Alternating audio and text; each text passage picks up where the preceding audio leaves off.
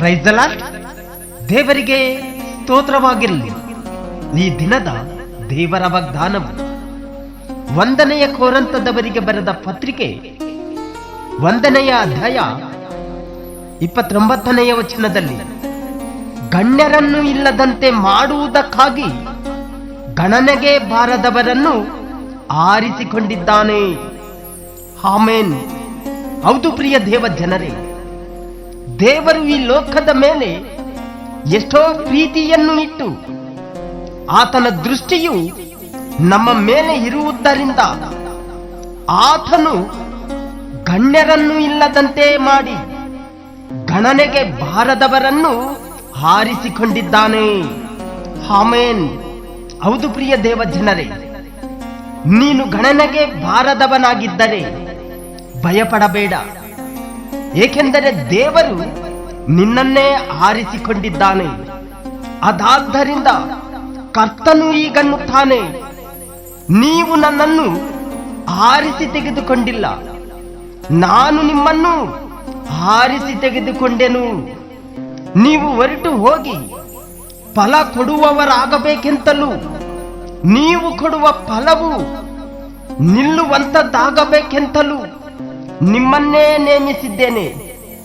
ಹೀಗಿರಲಾಗಿ ನನ್ನ ಹೆಸರಿನಲ್ಲಿ ತಂದೆಯನ್ನು ಏನೇನು ಬೇಡಿಕೊಳ್ಳುವಿರೋ ಅದನ್ನು ಆತನು ನಿಮಗೆ ಕೊಡುವನು. ಆಮೆನ್. ಪ್ರಿಯ ದೇವ ಜನರೇ, ನೀವು ಆತನನ್ನು ಆರಿಸಿ ತೆಗೆದುಕೊಂಡಿಲ್ಲ, ಆತನೇ ನಿಮ್ಮನ್ನು ಆರಿಸಿ ತೆಗೆದುಕೊಂಡಿದ್ದಾನೆ.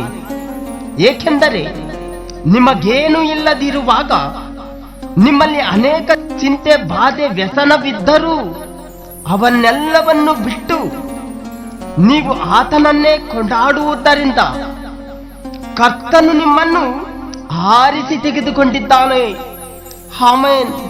ಪ್ರಿಯ ದೇವ ಜನರೇ, ಭಕ್ತನು ಹಾಡಿನ ಮುಖಾಂತರ ಹೇಳಿದ ಹಾಗೆ ಶೂನ್ಯವಾಗಿದ್ದ ನನ್ನ 100ಕ್ಕೆ 100ರಷ್ಟು ಮಾಡಿ ಯೋಗ್ಯನೆಂದು ನನ್ನ ಕರೆದದ್ದು ಆತನ ಕೃಪೆಯಿಂದಲೇ. ಗಣನೆಗೆ ಬಾರದಂತ ನನ್ನ ಗಣನೆಯ ಮಾಡಿದ್ದು ಆತನ ಅಪಾರವಾದ ಪ್ರೀತಿಯಿಂದಲೇ. ಆಮೆನ್. ದೇವರು ನಿಮ್ಮ ಜೊತೆಯಲ್ಲೇ ಇದ್ದು ಇನ್ನೂ ಹೆಚ್ಚಾಗಿ ಆಶೀರ್ವದಿಸಲಿ. ಆಮೆನ್.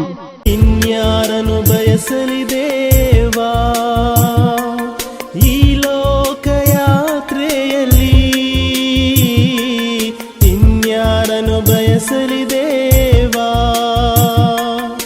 ಈ ಲೋಕಯಾತ್ರೆಯಲ್ಲಿ, ಓ ಈ ಲೋಕಯಾತ್ರೆಯಲ್ಲಿ.